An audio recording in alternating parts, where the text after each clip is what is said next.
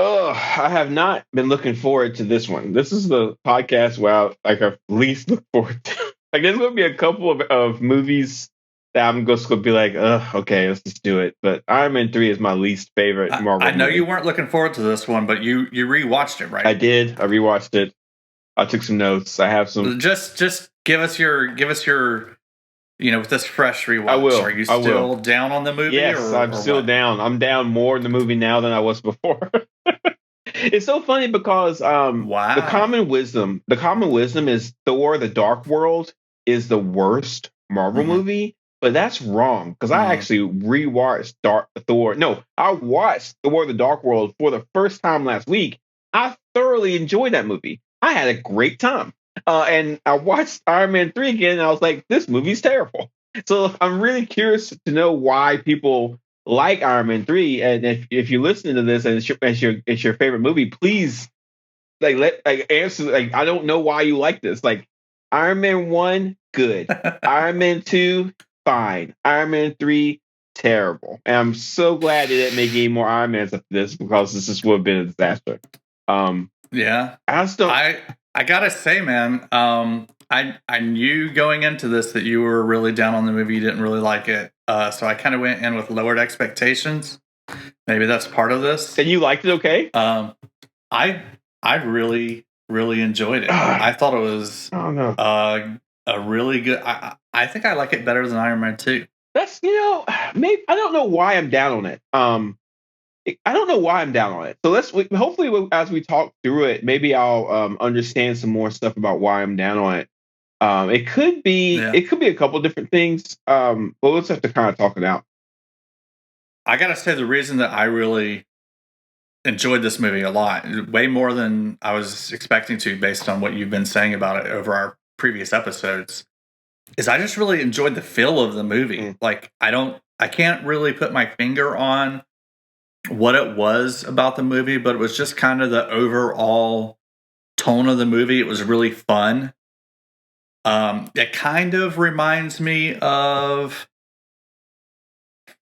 this is going to sound weird, but it kind of reminds me of Die Hard. Oh no, that doesn't sound weird at all.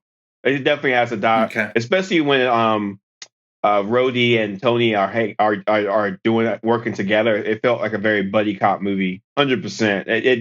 It has some Die Hard elements when that came up. But you know what? I just started thinking. You know why I kind of feel like I might not like this movie that much? The basis for this movie is pretty modern. This storyline is from a comic called The Extremis that was written by Warren Ellis. Okay. And it's like recent, like 2005, I think. So all the elements, like all the villains, the Mandarin's not a part of this, but Rebecca Hall's character, Maya Hansen, Guy Pearce's character, Aldrich Killian, the Iron Patriot stuff, all that stuff is kind of modern. It's from the last probably 15 years. So it doesn't have any of that classic Marvel elements that I love. And that's probably why I didn't connect to this as much, because I just didn't feel like it was rooted in some historical Iron Man stuff. I just kind of felt like it was too modern for me. And that's probably why I didn't like it as much. Okay. But we still have a lot to talk about. There's still a lot of cool things going on with the movie. And I got lots of notes. So you were definitely right. This is a Christmas movie. Yeah, told you. Yeah, I mean, I joked that. What does that mean? You saw a Christmas tree? But yeah, no, it's pervasive throughout the whole thing. It's maybe even more of a Christmas movie than Die Hard is. Yeah, when he flies to Tennessee, it's snowing and everything. Yeah, so totally, yeah. Right, there's several Christmas songs that play throughout it. Yeah, it's. But the movie came out in the summertime. Right. So it's like, that's probably why people didn't really understand it. Like, why is this a Christmas movie in the summertime? If it would have came out in around Christmas time, it would have been more understood as a Christmas movie. Yeah, I'll definitely have to put this on my list to watch for next Christmas. That's a great idea. That's fun. I don't know why this note is at the top of my list. It seems like it's out of order. Does Tony blow up suits at the beginning of the movie? He doesn't blow up suits at the beginning. He blows up suits at the end. Okay, all right. Let's just scratch that for now. We can come back to it. Well, I kind of feel like it's important. Real quick. Okay. All right. So with Tony Stark, this movie's idea is who is Iron Man? Right? That's the question. Who is Iron Man? Is Tony Stark Iron Man because he has a bunch of suits? Is he Iron Man because he's a techno wizard? Is he Iron Man because he's rich? And at the very end of the movie, they kind of answer this question. So this whole movie's premise is, can I be a superhero without the suit? Like, what's it mean to be a superhero? Like, what's it mean to save lives? What's it like? Why am I doing what I'm doing? And at the very end of it, it has this kind of idea that he might not be Iron Man anymore. He's going to quit. And so the movie's very identity is sort of wrapped around this idea that he doesn't know who he is. And the movie kind of touches on this. They keep making it hard for him to be Iron Man. And we never have a really clear scene where he's the Tony Stark Iron Man super suit dude, just, kicking butt. Like he's always struggling throughout. So that's another reason why the movie might not connect to me, but it does have this diehard, scrappy. He's like behind the eight ball. He doesn't know how he's going to get through all this. So it does have some of those elements. He does struggle quite a bit. So that might be why you like it so much. But the movie's identity might not be chiming with me. So we'll talk more about the suits exploding and stuff like that later. Okay. Well, yeah, I guess that was actually a good thing to talk about up front. All right. So the beginning of the movie starts out with a flashback. Yep. We go back to, was it 80s maybe? 1999. Doing the party. 1999. Okay. All right. I've got a note here. Who is the woman that Tony's working with? I know we learn more about her later in the movie. I don't remember her name, but is she somebody significant from the comics that you have any more information you can give us on? I think it's Maya Hansen. Is that the Rebecca Hall's character? Mm-hmm. Yeah, her name's Maya Hansen. So in the comic book story, the Extremis comic book story, Maya Hansen and Aldrich Killian create a new super soldier serum that gives people special powers, and that's what you see in the movie. Those people with those abilities. Maya Hansen creates that in the movie, but in the comics, Maya Hansen and Aldrich Killian both create it. So yeah, they're both from the comics. Okay, cool. So that also answers a little bit of my second question. Who's the AIM guy? Yeah, so that's Aldrich Killian. So yeah, so AIM or AIM is a classic bad guy organization. That's not really represented very well in the movie. AIM was like AIM is almost like Hydra in the comics. I was pretty excited when this movie came out because I thought AIM would be a big deal, but they're not. And so AIM actually, what's his name? I forget his name. Mordak. You ever see that picture of the guy from Captain America, right? The guy with the big head, the scientist. Yeah. He creates AIM, and so Aldrich doesn't have anything really to do with it, and it's kind of a toss away in the movies. But AIM could have been a really big deal, but it didn't really flesh it out. Okay. All right, I've got another one of my connections to the movies of Quentin Tarantino. Okay. Oh, okay. Do you, don't say it, but do you think you know what it is? I have absolutely no idea. Okay, it's part of the flashback. Just the way Happy looks, his styling. He reminds me a lot of Vincent Vega from Pulp Fiction. Yeah, I can see that. Yeah, it's 1999, so everybody's kind of like, yeah, I can see that. Yeah, that's true. Another Quentin Tarantino toss in. We need a name for that. We need a section of the podcast just dedicated to Quentin Tarantino stuff. We'll figure that. Yeah, if maybe one of the listeners can come up with a great name. Come up with a great. Let us know on Twitter @SuperSideshow. Yeah, come up with a great name for the Quentin Tarantino section. Yeah. Go ahead. Go ahead. Oh, all right.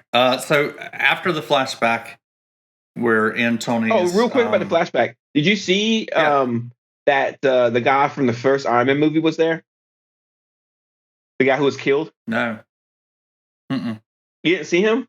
So he makes a cameo. He actually walks up and shakes Tony Stark's hand, and he just like walks away. But it's the guy who died. Oh, right. Yes, the guy that he's in the cave with. Yes, yeah, he shows up. I forget his name. Yeah, and in the first Iron Man, he mentioned that he had met him. Yep. Very briefly. Yeah, and they circle. Yeah, they circle that loop, which is really great. That's my favorite part of the movie right there. Okay, cool. All right, so after the flashback, we see Tony's in his lair in his house in Malibu, I guess it is. Mm-hmm. There's 7 suits that we see, so this is a big ramp up from I think the previous number that we saw in any of the other movies. All together in his workshop was like 3 or 4. Mm-hmm. Anything you want to say about that, other than just it's always having a new suit is always like the big thing with Iron Man. Well, so the suits you see are it's the suits we've seen from the first movie and the second movie, and then we see the suits from Avengers. So this movie came out right after Avengers, and so we see his I don't know the mock names, but we see the suit that he used during the alien attack. We see all those suits, and so now Tony Stark. So actually, those suits are not representative of all the suits, because we understand that below is a whole bunch of other suits that he's been making. He's been making a ton of suits, and they're all underground. And so, yeah, right. This kind of reminds me a little bit of the Armor Wars stuff that we talked about with Iron Man 2. It's a little bit the idea that Tony Stark's technology is kind of all out there, and he's kind of afraid of it, but it doesn't really touch on it much. But the amount of suits that he has kind of shows that Tony's going through an anxiety attack. He's going through not postpartum depression, but post-traumatic, PTSD. Yeah, he's going through PTSD from what happened in Avengers. And so and this is interesting. This is something great about Iron Man 3. It might be the only thing about Iron Man 3. So what happened to him in Avengers is followed up in Iron Man 3. And he's making all these suits because in Ultron, in the age of Ultron, he says, I'm going to make a suit around the world, right?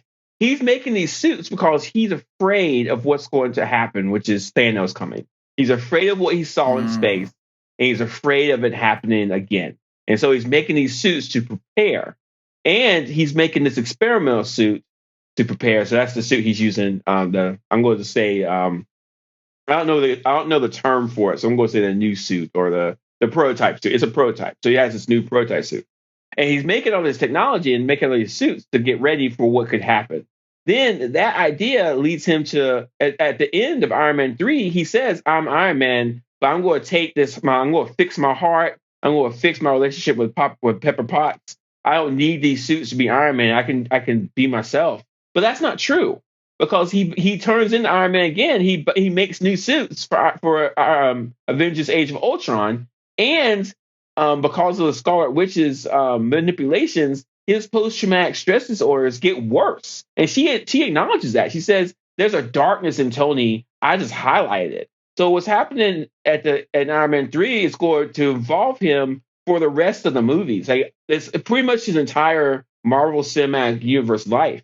He's dealing with the idea that he wants to protect the ones he loves, and he's going to do everything to the point where, if you go back to Endgame, Captain America, Ant-Man, and Black Widow are trying to get him to time travel. He says, no, I'm not going to do that. But then he changes his mind because he realizes, maybe I can save these people. Maybe I can protect them. So he keeps doing this. And like, he's not mentally well. And the movies don't really talk about... no, this whole movie, he's having anxiety attacks. He's really dealing with the fallout from Avengers. Yeah, and then like, if we take Civil War into consideration, he realizes that his parents were murdered. Like, if you look at the trajectory of Tony Stark, and this is a saving grace for Iron Man 3. If you look at Iron Man 1 up until into Avengers Endgame, Tony Stark is going through multiple traumas. Like, he almost dies, so he builds a suit to protect himself. And then in Iron Man 2, he's dying. So he builds a new suit to kind of save himself and save his friends and family. In Iron Man 3, he's got post-traumatic stress disorder. In Avengers, he's trying to save the world, but he almost dies, and he sees like the truth of the space technology, the space alien stuff. And so, like Tony Stark, like I don't know if people talk about this much, but he's not mentally well at all throughout the entire movie series. And when you see Tony Stark, he's struggling way more than everybody else, which is really interesting. I'm not saying that makes him make bad mistakes. What I am saying is, well, it might make him make bad mistakes. We might talk about that when Avengers Infinity War comes up, but he continuously does things to try to save people and help people, and it causes him pain and causes him suffering over and over and over again, which is really interesting. I gotta stop saying interesting, but I find it fascinating. How's that? That's better. Yeah, there you go. That's a new one. So toss that in every now and then. Yeah. So with the suits, it's just him freaking out. That's it. Okay. Yeah. Like, I gotta say, like in Avengers, not only did he see what was on the other side, but he didn't know he was coming back. Like that was a suicide mission. Yeah, and he lived. He lucked out coming back from that. Yeah. No, in some ways, like a suicide mission, you think I'm going to do this, but I might die, and then you live. You have to deal with the consequences. And the consequences is he came face to face with his own mortality. And he came face to face with the idea that there are people from other planets that might come here and try to kill us. I need to be prepared, So right. Yeah, that's one of the things I really enjoyed about this is just it kind of humanizes Tony Stark. I mean, he's still his same cocky self, just trying to keep that up, but at the same time he's dealing with all of that, and it's very, very evident. Oh, it's just an act. It's just an act. Right. Like his mental state is not well, and Pepper Potts can see that. And she almost dies, which again he sees her die and he thinks she's dead, but she's not dead. So that's even more stress and emotional turmoil that he's going through. Don't make me like this movie, Mike. Do not make me like this movie. You're gonna like it. No, at the end of I this will podcast. Not. When you watch it next Christmas, you're going to be like, "Oh, this is such a great movie." Yeah. All right. So you talked about all the suits, and you said there's like a new prototype. Yes, that's the one he's using. Is that the Mark 42? Yeah, that one. Mark 42. Good. Yeah. So okay.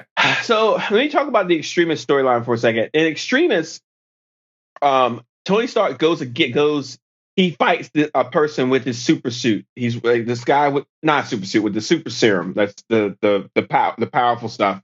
Tony Stark fights him and he almost dies. So he meets or he finds the Maya Hansen. He meets her and she saves his life by giving him the technology, but he changes it a little bit. So instead of giving him super strength, the technology from her gives him some kind of abilities to like have all his circuitry in his bones. So the idea, this is an idea from Iron Man that like Tony Stark doesn't have any superpowers. His suit is actually a weakness for him because it's the only thing giving him abilities. How can we give Tony Stark some cool stuff that would help him be a superhero and have some identity? And this virus that she gives him makes him sort of like a techno-organic person. He has like technology inside of him. Cyborg. Yeah, basically a cyborg. Yeah, he has like technology in his bodies. Like at some point he says, I can hear radio waves and stuff like that. And he builds a new Iron Man suit to work in tandem with his new abilities. And this Iron Man suit can like float and like attach to him very similarly to what the Mark 42 suit does in the movie. Now, the thing I didn't like about this is in the movie, this is constantly a joke. Like the suit never really works. When it does work, it's kind of haphazard. It is cool sometimes, like in the scene where the helicopters attacks the house and the suit kind of flies to him, and that works. But the suit that is portrayed in the movies is not exactly the suit that we see in the comics. But I do appreciate it somewhat. And this technology with the prototype, he does refine it. When we talk about Age of Ultron, there's a scene where he calls his suit to him and it flies to him when he fights Captain America. And the classic Hulk Buster scene also has a place where Iron Man parts are coming to him. So that prototype technology will get redefined and worked on more for the previous movies. But again, the suit is what it is. It's fine. Does that suit have the same designation in the comics? Oh, Is absolutely it called not. Mark 42? No. Okay. I think it's. Do you know why that's a significant number? It's not. It's just I think they just made it up for the movie. Yeah. Well, so it ties back to the Hitchhiker's Guide to the Galaxy. Oh, how? So 42 is the the secret thing. Yeah. Yeah, it's the answer to the universe and everything. Yeah, that's funny. I didn't make that connection. I missed it. I missed one. And while you were talking about he's trying to find an answer for the universe that's kind of after Earth and the people that Tony loves, and his answer for that is the suit, Mark 42. Yeah. So that's kind of cool. But plot wise, like that's so when Tony pretty much calls out Aldrich Killian and says, "Hey, if you want me, come get me," he goes to his house, but then he puts on a suit to protect himself. Let me ask you a question, Mike. You just said to somebody, "If you want me, come get me." You go home and you have a bunch of super powerful suits, and you're going to put one on to get ready to fight. Would you put the prototype on that's not completely ready and does not have all the technology it needs for a fight? Or would you put on the suit that's ready to go, you know it's going to work, and it's going to be awesome? Which suit would you put on, Mike? I would put on the battle-tested suit, and I would also make sure that Pepper had a suit. Yeah. What? I don't understand why he put on the prototype suit. Like, why? It doesn't work. It's just odd. It's an odd decision to make. Right. Well, like you said, he's definitely not in his right head. No. He knows, he basically had a break while all these journalists were asking him questions. Yeah. And for some reason, he said that incredibly stupid thing, and he knows it was a bad decision. So, yeah. But not really. He's Iron Man. Like he could have said all that stuff, went home, activated all those other suits, and when those guys came, they would have destroyed them in 3 seconds. Then he could have went after the organization with all those suits. He could have done that. It's just like he is making bad decisions 100%. No, you're right. You're right. No, you're right. What you just said makes the plot more feasible, but still, it just kind of annoys me. It's just like a huge plot hole. All right, so there's some banter back and forth about Iron Patriot in this movie, and they talk about the name. Whose idea was that name in the comics? In the comics, I'm going to blow your mind. This is a blow your mind section. Norman Osborn, the Green Goblin, came up with Iron Patriot. Do you want to know how? Yes. So because that doesn't make sense to me. Okay, so way back in the day, the United so it's kind of hard to explain. This ties back to Civil War. In the comics, the Civil War happens. Becoming a superhero or being a superhero is illegal, and the U.S. government actually hires someone to lead S.H.I.E.L.D. I think S.H.I.E.L.D.'s renamed. I'm not sure what they rename it. But then Norman Osborn gets hired to run S.H.I.E.L.D. So Norman Osborn's a villain, but to the government, he's just the guy who owns a corporation. So he becomes like the head of S.H.I.E.L.D. and he gets a bunch of bad people like villains to be the Avengers. And he creates a new suit of armor for himself and calls himself the Iron Patriot. He uses Tony Stark technology to do it. And for a while, he is Iron Patriot. Once he's gone, Rhodey takes over the suit for a while. And then I think Tony Stark takes over the suit.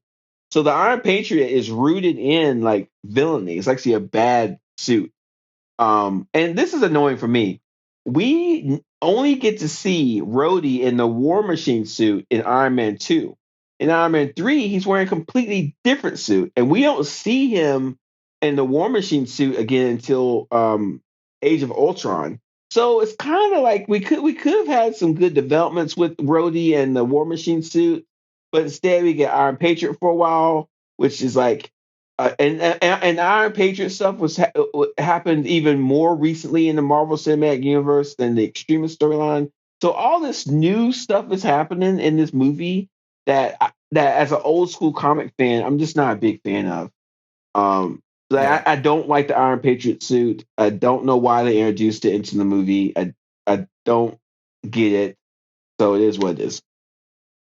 Well, they introduced it, but the characters in this movie don't like the Iron Patriot suit. Yeah, it's true. Yeah, they deride it. Yeah, it's just kind of good. It's kind of goofy. Like it's red, white, and blue, kind of like patriotism. I guess like it's supposed to mock it, but it's kind of, I don't know. It's an interest.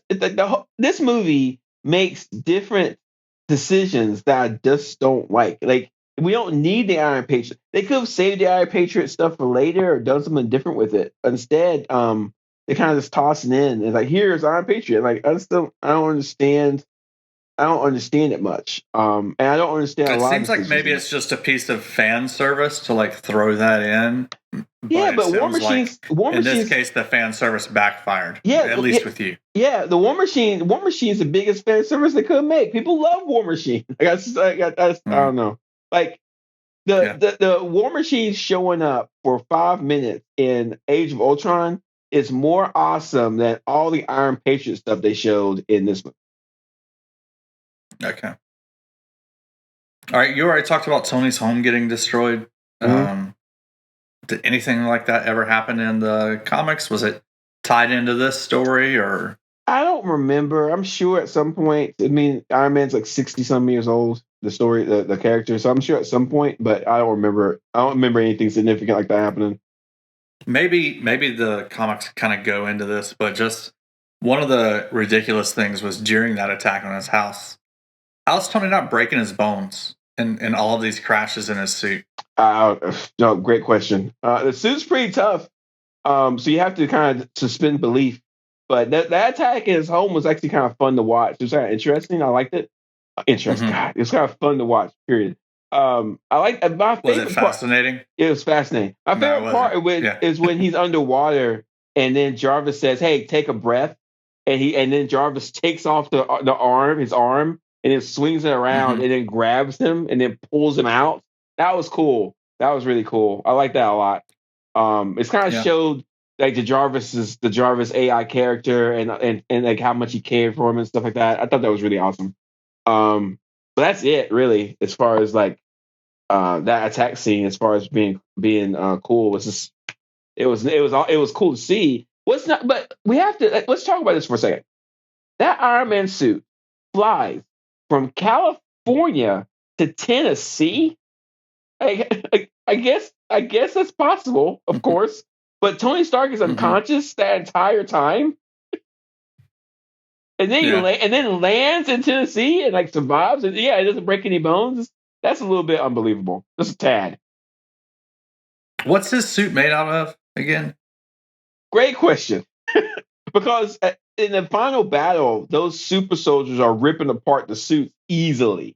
So originally the suit is a steel iron composite. I think it talks about it. No, it's an alloy. It's supposed to be pretty like steel. So have you ever hit steel, Mike? Have you ever like had a big piece of steel and like hit it with something? It doesn't. It's pretty tough.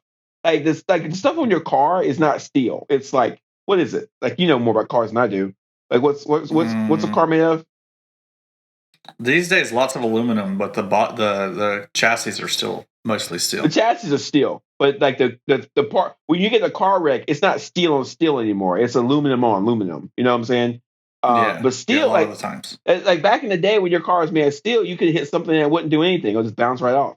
So those suits should be stronger than they are. Thick steel too. Those suits should be. Well, the fact that Tony Stark got into a firefight with a bunch of helicopters, flies from California to Tennessee, and then lands, and the suit's still intact and he's alive, does kind of highlight how strong the suit is.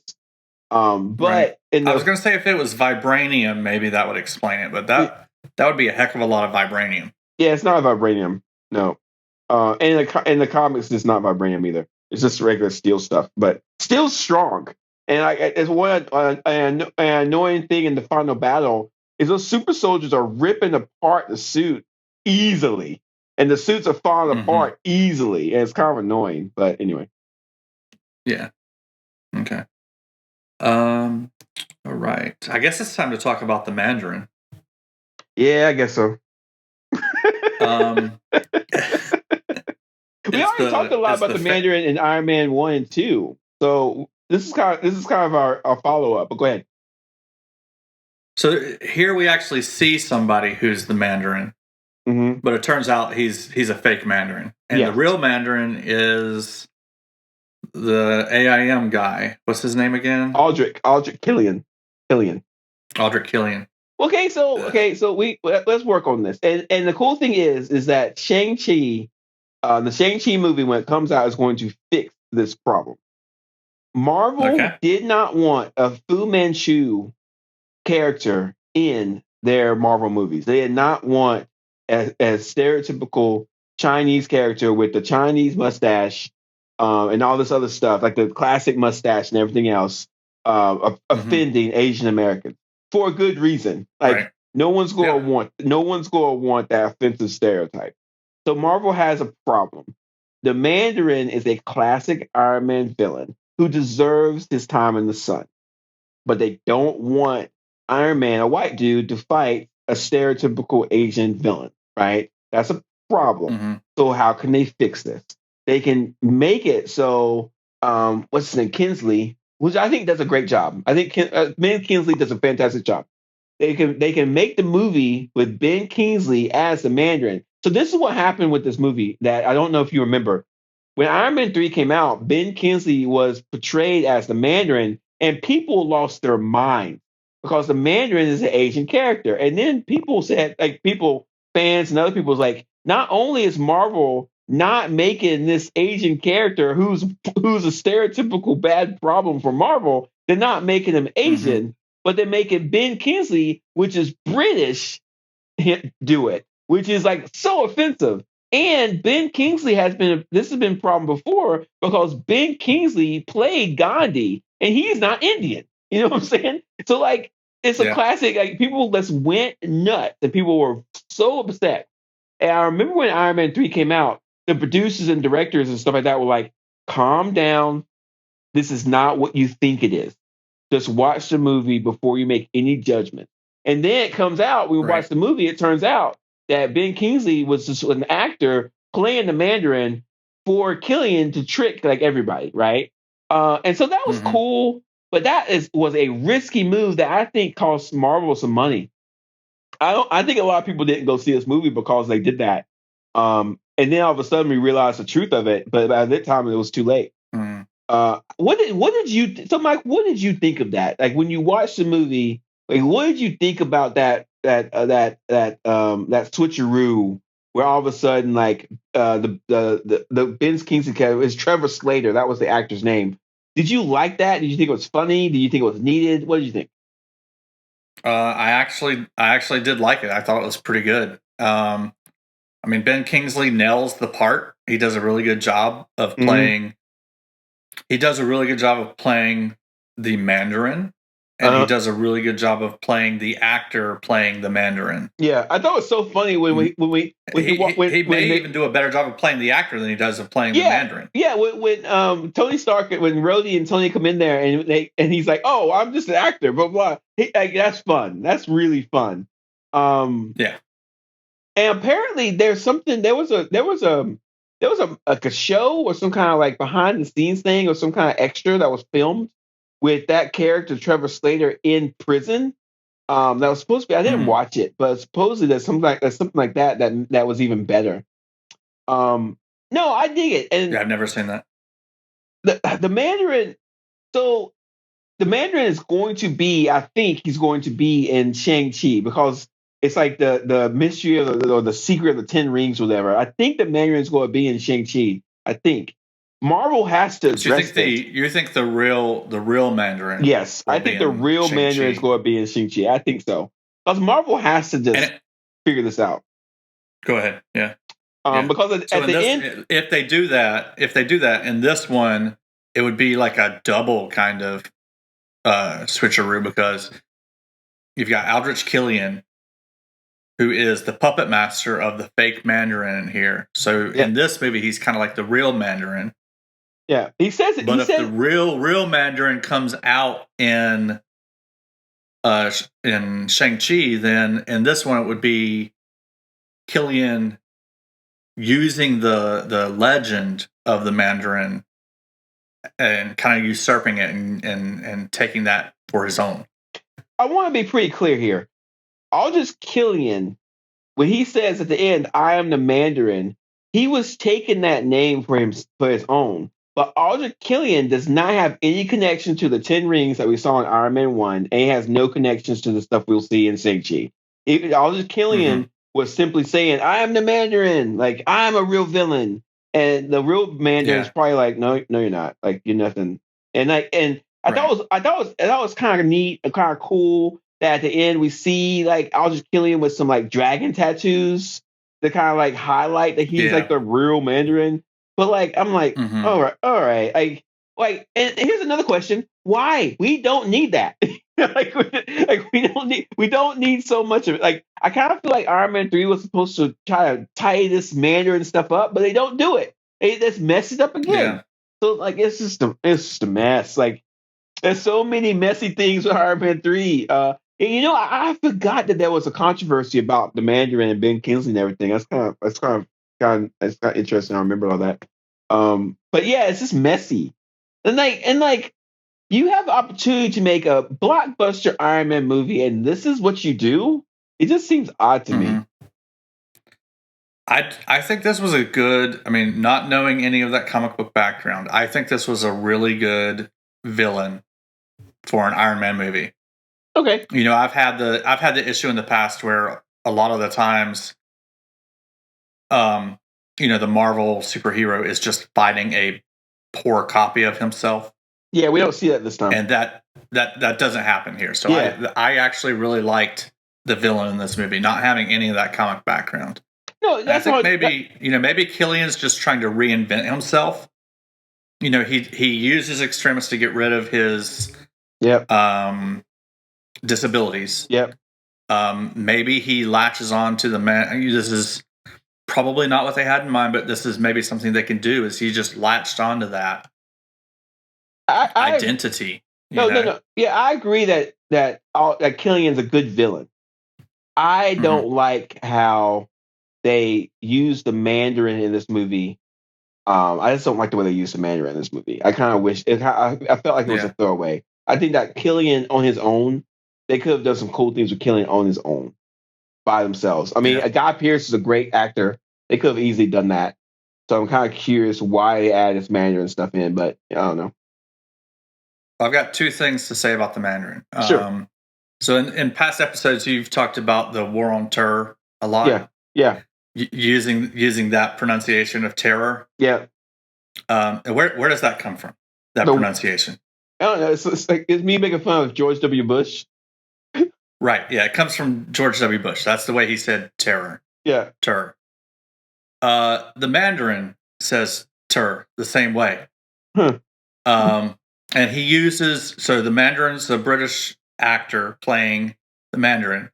The Mandarin has like almost a George W. Bush accent.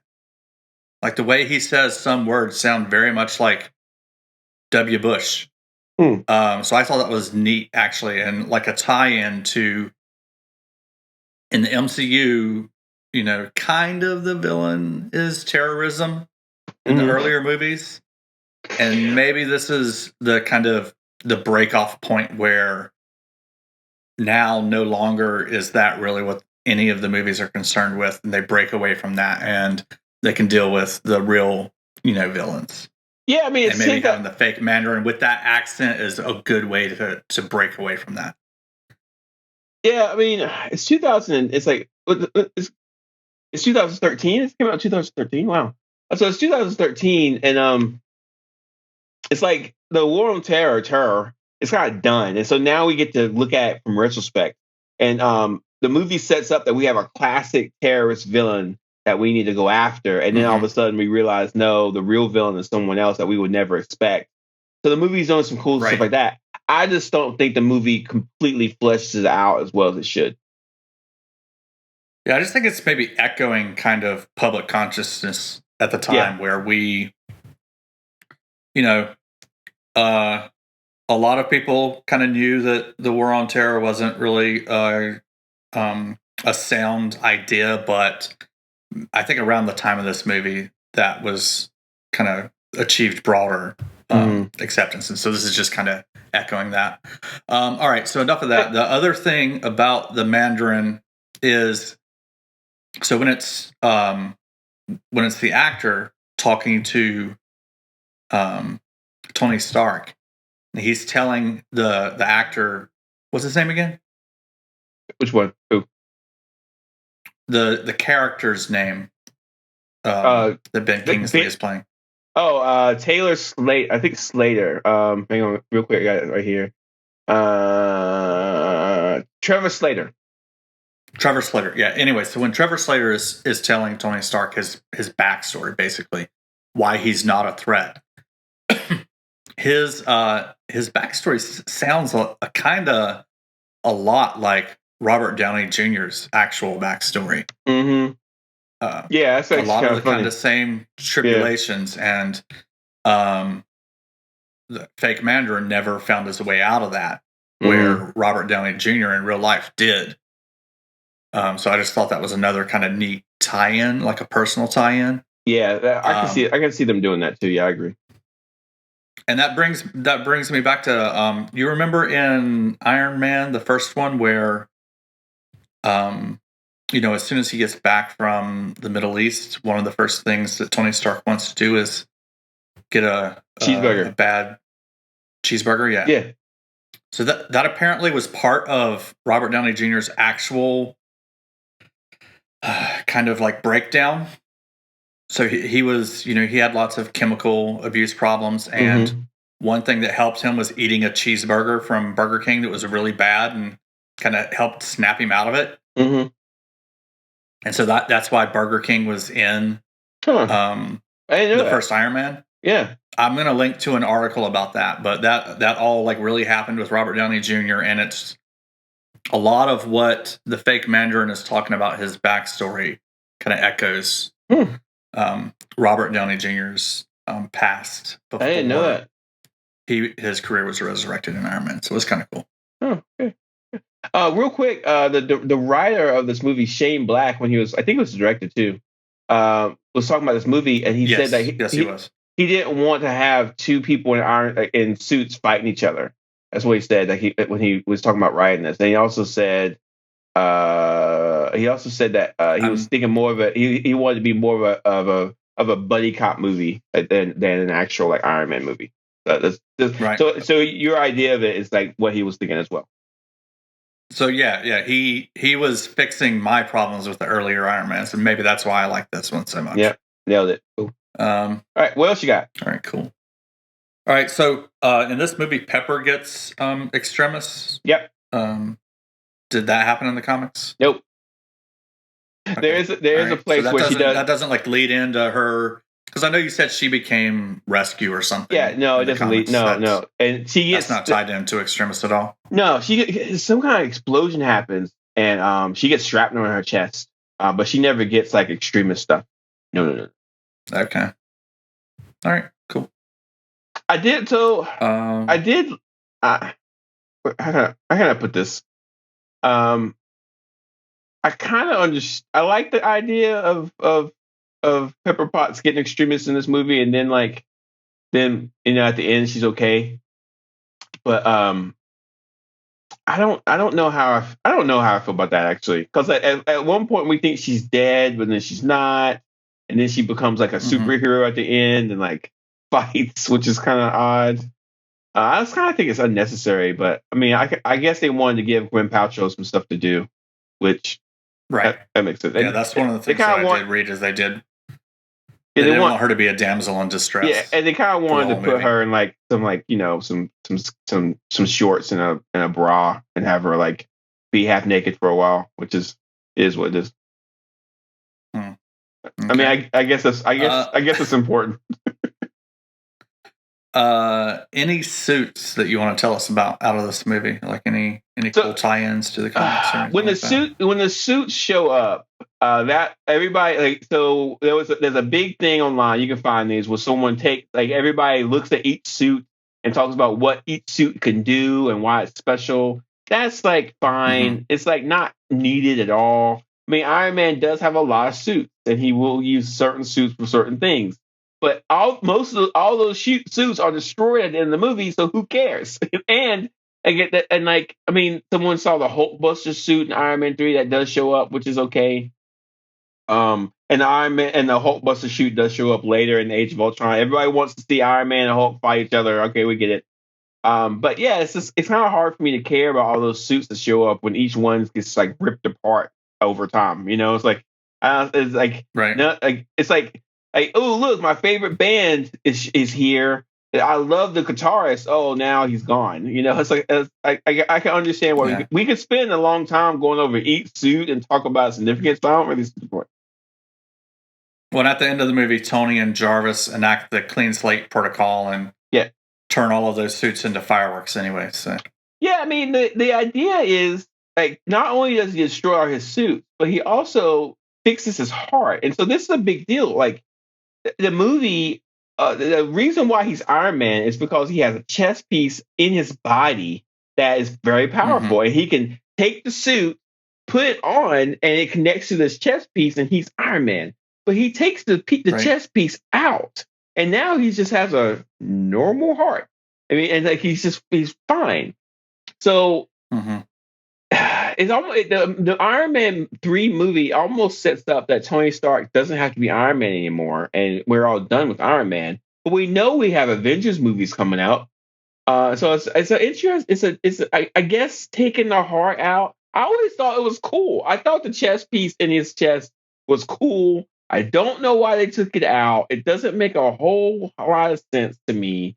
Um, but I guess it is what it is, and it's like it doesn't matter because we'll see him in Age of Ultron being Iron Man anyway. So I guess it doesn't matter.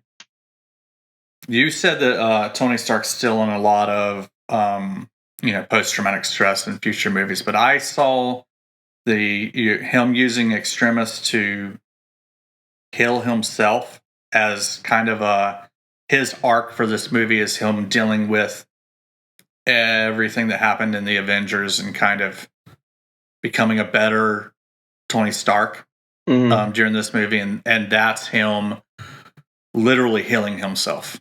Yeah. At the end of the movie. Okay. All right. Okay. All right. No, that makes sense. But it doesn't take. You know, like he's doing all this, and he is going to try to heal himself. But then, like like someone calls him up and says he is very focused on family and loved ones in a way from this point on, in a way that he hasn't really been in the past. But okay, to that point, so maybe that's his big change. I don't know. But if you look at Civil War, him and Papa Pets broke up. I mean, Papa Potts, they break up. That's established. That he's no longer with Pepper anymore. You know, and it's because he keeps doing those suits. So again, I kind of yes, at the end of Iron Man 3, he's going to be more focused on his family. He's going to be more focused on Pepper. He's going to be more focused on being a good person.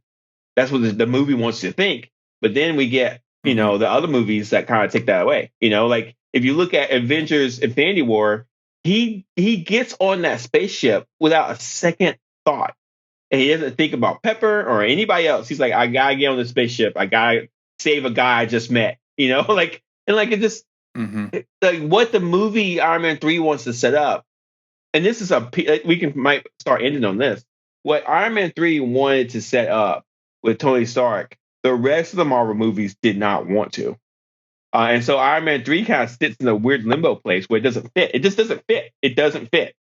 And if you look at Iron Man 3 and then watch the rest of them, all this other stuff doesn't make sense. Like, why take his chest piece out and like have him destroy his suit if he's going to have a new suit in Age of Ultron? And some of this stuff is Robert Downey Jr. I think that there was a point at the end of Age of Ultron where he wasn't supposed to be in any more Marvel movies. I think I think Age of Ultron was going to be it, but then he snuck his way back into Civil War, and then he snuck his way into Spider-Man. So it's like I think Robert Downey Jr. wasn't done. Like they literally had to kill the Tony Stark character for Robert Downey Jr. to stop doing it. Okay, you're dead. You're done. So I'm curious. I need to read. I want to read up more on that because Iron Man 3 is a. You convinced me that Iron Man 3 movie is fun to watch. You convinced me of that today. But I am more convinced that it doesn't fit in the lexicon of movies. It just doesn't fit. Yeah, I could see that. All right, so I think we're at a good stopping point for both of us. I'm out of questions. It sounds like you're out of things to say. There's a couple of things I want to say real quick. So, the Eric Saban, that the henchman guy who's killed on Air Force One. You remember that guy? Eric Saban. He's just a regular henchman. He wore the Iron Patriot suit on Air Force One. Oh, okay, yeah, okay. He is actually from the comics. His code name is Cold Blood 7. Is a character from 1989.